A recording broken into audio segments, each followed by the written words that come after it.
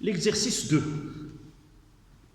Le pH de la solution d'acide méthanoïque, HCOOH, de concentration C, c'est 1 fois 10 moins 1 mol par litre, ou tout simplement 0,1 mol par litre, et de apport pH 2,4. Écrire l'équation de la réaction d'acide méthanoïque et l'eau. Deuxièmement, dresser le tableau d'avancement de la réaction chimique. Troisièmement, montrer que la réaction chimique n'est pas totale. Quatrièmement, calculer les concentrations molaires finales des ions de la solution à l'état final de la réaction chimique. On néglige la présence des ions H+O. D'accord? Donc la première question c'est quoi? C'est écrire l'équation de réaction. Donc on traite ici étude de la solution d'acide méthanoïque. Donc HCOOH plus H2O donne HCOO- plus H3O+.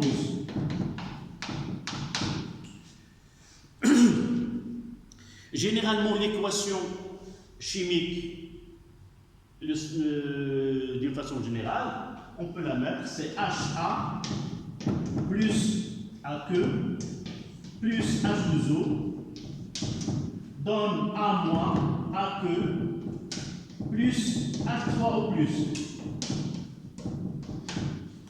Quels que soient les acides, ce sont les acides carboxyliques. Ces acides carboxyliques sont connus par la fonction acide qui est celle-là. Et là, c'est l'hydrogène acide. Celui-là, non. Là, c'est un hydrogène acide. C'est celui qui va être libéré. D'accord? Et non pas celui-là. Il ne peut pas réagir une deuxième fois pour perdre ce H-là. Cette liaison C-H ne confère pas à l'hydrogène ce caractère acide. D'accord? Donc, c'est ça la première question. La deuxième, c'est dresser le tableau d'avancement de la réaction. Donc, nous avons une concentration C. Généralement, dans certains exercices, on ne donne pas le volume de la solution. Si on ne le donne pas, ça veut dire que dans les calculs, ce volume-là, il va être simplifié. Et ça n'empêche pas d'utiliser soit V le volume de la solution. Mais il ne doit pas apparaître dans les réponses finales. Donc, si la concentration molaire introduite de cet acide-là est C, donc j'aurai ici C fois V, même si V n'est pas donné, parce que dans le tableau descriptif, on remplit par des quantités de matière. D'accord? Et là, c'est le solvant, il est en excès. Là, c'est 0 et là, c'est 0. Là, c'est C fois V moins X. Là, on est C, la X et la X. Évidemment, c'est V moins X final, X final et là, X final. Et finalement, je vais écrire C fois V moins XM, XM, XM. Une petite remarque. Généralement, on ne vous donne pas toutes les données selon ce tableau d'avancement.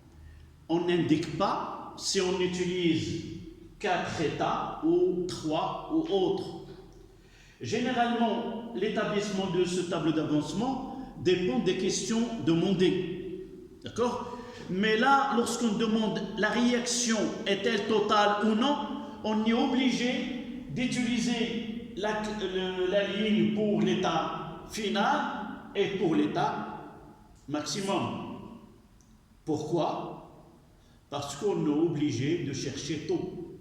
Et taux a besoin de x final et de x max. Voilà pour la question 2 qui est le tableau d'avancement de la réaction chimique.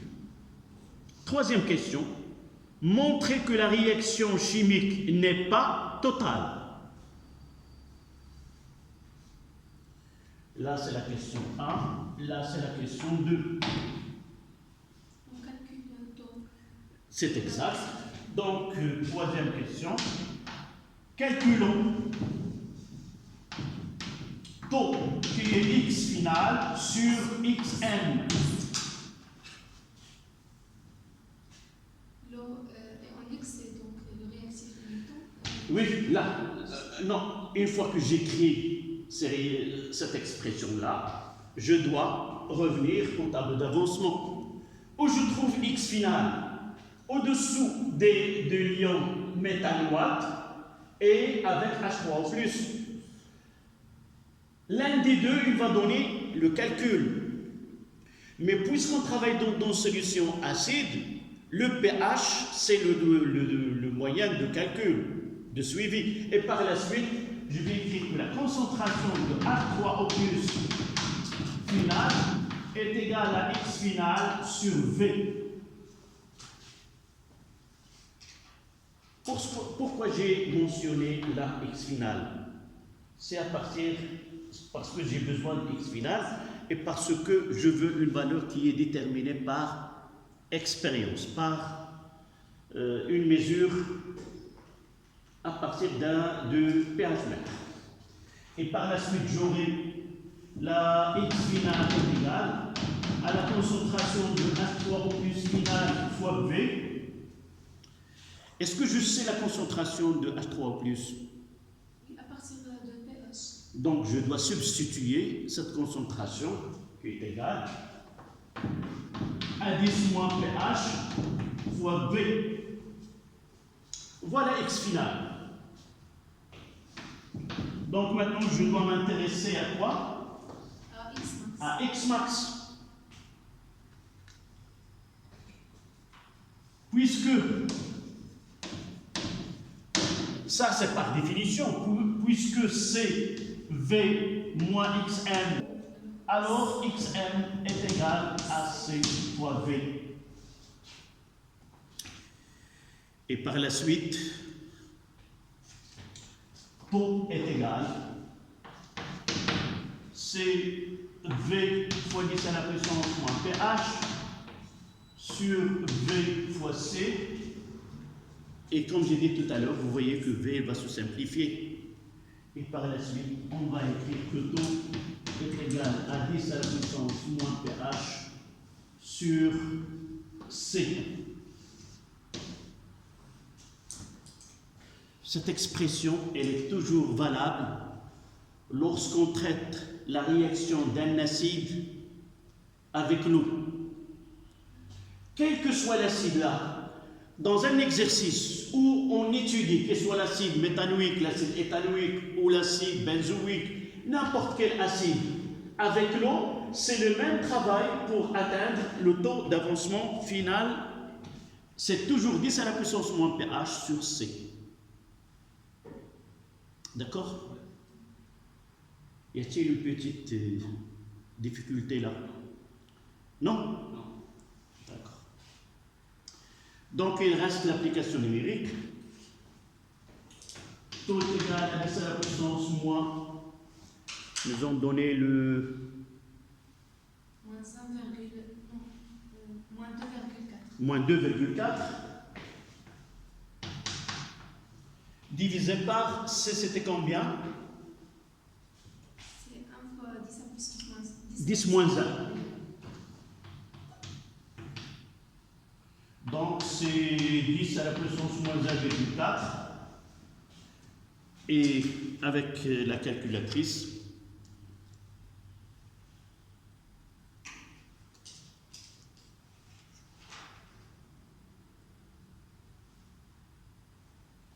Ça donne 0,04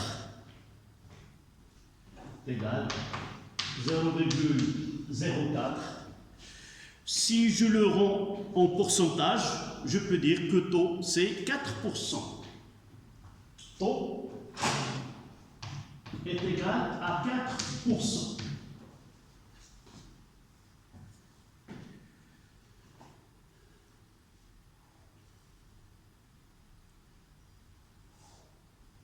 Et là, on va discuter un petit peu ce taux et revenir à ce que j'ai dit tout à l'heure dans le cours. D'accord?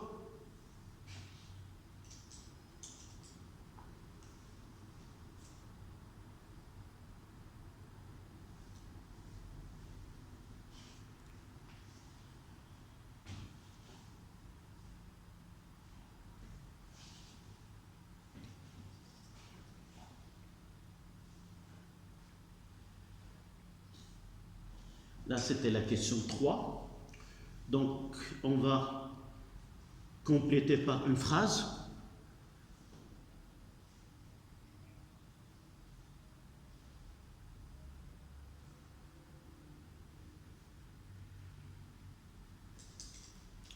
Quelle est cette phrase qu'on va écrire? Puisque taux est inférieur à 1, donc la réaction est limitée. Est limitée. D'abord, comment peut-on voir ce taux? Quelle est son interprétation relativement à la transformation chimique?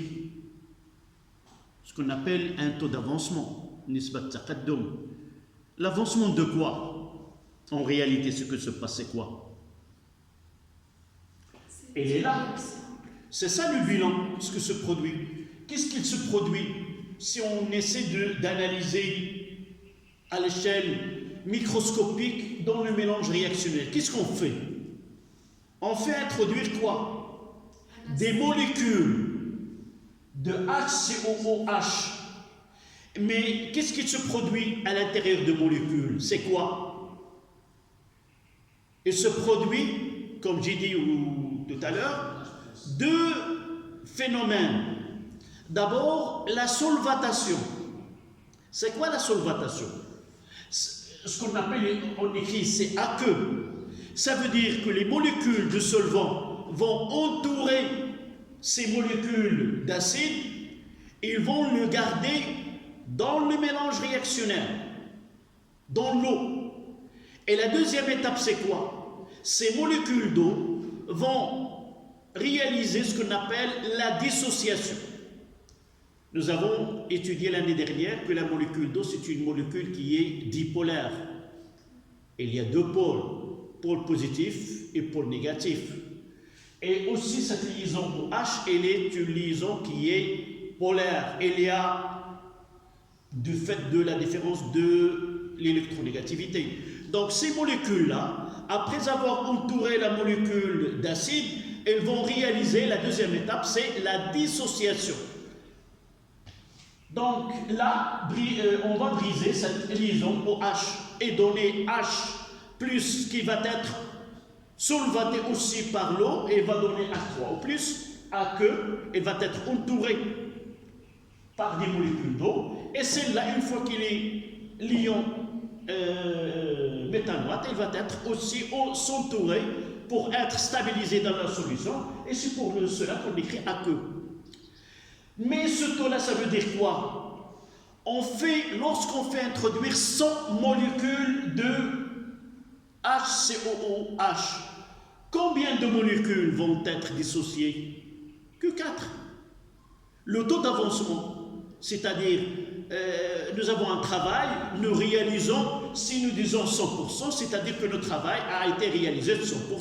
Tout ce qui a été introduit a été dissocié. Et il ne reste plus de cet acide-là. Mais dans ce cas-là, ce n'est pas la totalité, mais une partie, 4.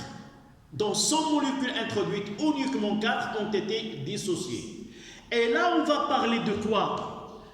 L'existence de ces molécules dans le solvant. Et on parlera de la concentration de CH3, COOH, la finale. Et qu'il y ait différents, HCOH final et qui ont différents de 0. Comment? C'est V moins X. Oui, c'est la quantité de matière, c'est V moins X final, divisé par V. C'est la question qu'on va traiter juste après. D'accord? C'est ça la différence entre la concentration effective et la concentration introduite. Nous avons la concentration introduite, elle est là. C'est 0,1. Mais on va voir quelle est la concentration, quelle est la concentration molaire effective de l'acide méthanoïque. D'accord? Donc la phrase qu'on doit écrire, celle que votre camarade vient de donner. Puisque taux est inférieur à 1, la transformation chimique est limitée. Puisque le taux d'avancement est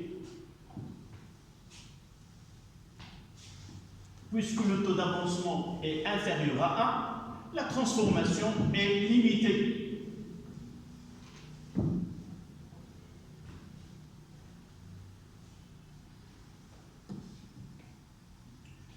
Donc, à ce stade-là, on peut écrire plus H, COOH, plus H2O, mettre limité, donne H3O plus,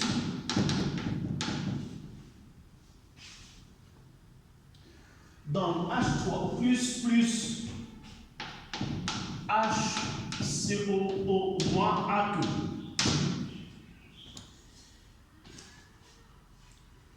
Mais parfois, on va justifier par la suite que nous pouvons donner un symbole qui est propre aux réactions qui sont limitées, c'est-à-dire mettre deux flèches. D'accord? Et on va expliquer par la suite.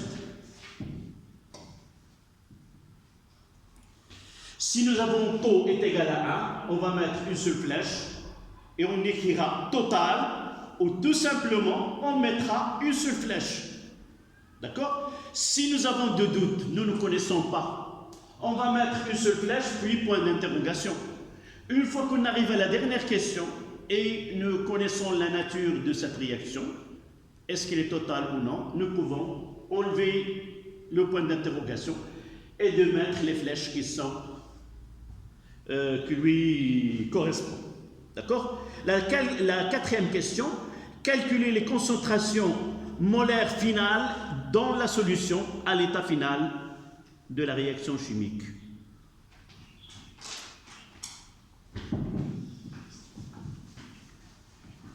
Donc on va revenir au tableau d'avancement et surtout à la ligne qui nous donne l'état final.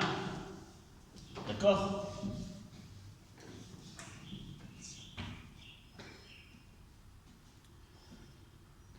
Donc, à l'état final, on va utiliser le symbole là.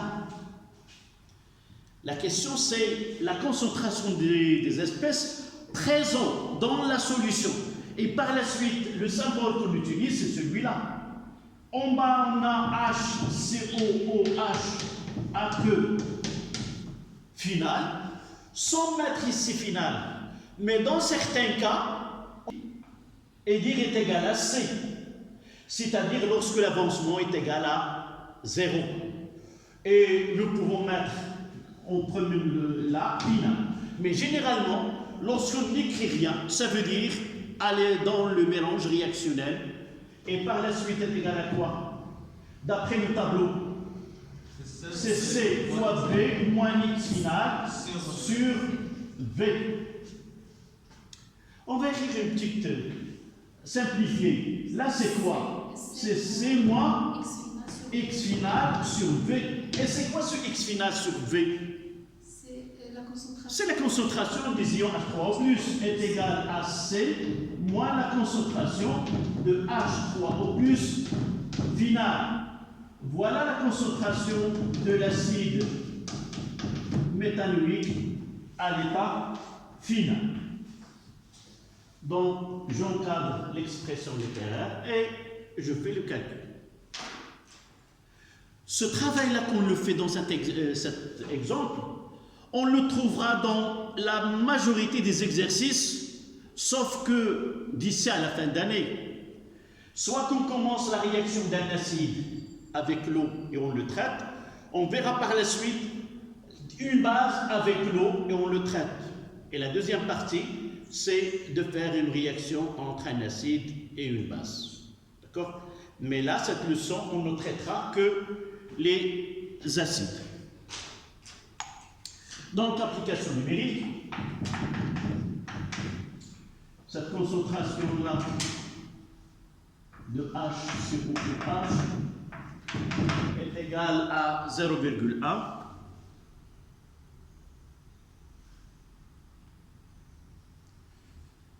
Donc 0,1 moins, c'est 10 à la puissance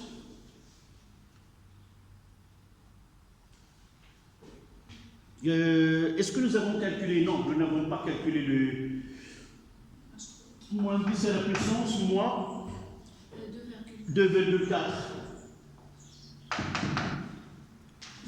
Voilà.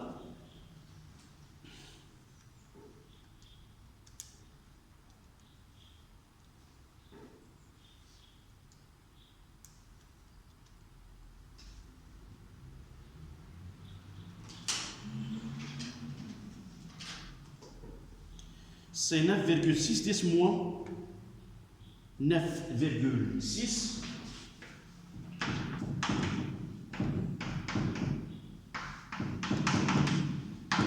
10 moins 2 mol litre moins 1.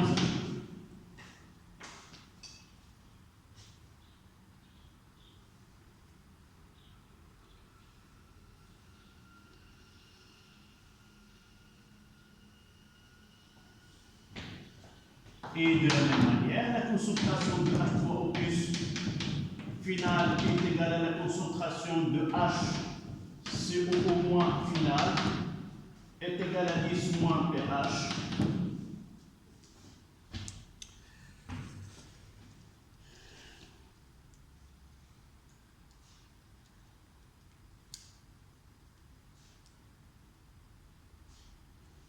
C'est 4 fois 10 moins 3. 4 fois 10 moins 3.